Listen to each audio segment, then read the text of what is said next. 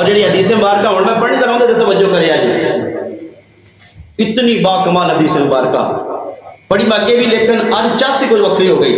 سبحان اللہ.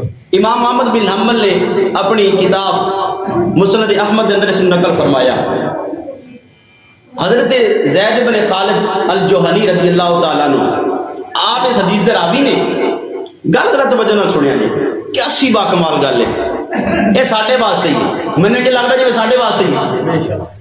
حضرت زید بن خالد الجوہنی رضی اللہ تعالیٰ عنہ فرمانے نبی پاک صلی اللہ علیہ وسلم نے فرمایا من صلی سجدتین لا یسو فیہا غفر اللہ ما تقدم من ذنبی. لجپال کریم رؤوف الرحیم نبی نے ارشاد فرمایا اگر بندہ 2 رکعتاں اس طریقے نال پڑھے کہ بھلے نہیں دنیا نو یاد نہ کرے 2 سجدے ایویں دے کر دے جنہاں سجدیاں وچ رب ہی یاد آوے رب دا غیر یاد نہ آوے فرمایا غفر اللہ ما تقدم من ذنبی اللہ سارے گناہ معاف فرما دے. سارے گناہ زندگی کے اندر 2 سجدے چاہیے جنہاں 2 سجدیاں وچ غیر دا خیال نہ آوے ساجدے نو مسجود دا خیال آوے. علامہ اقبال فرماندا ہے وہ ایک سجدہ جسے تو گراں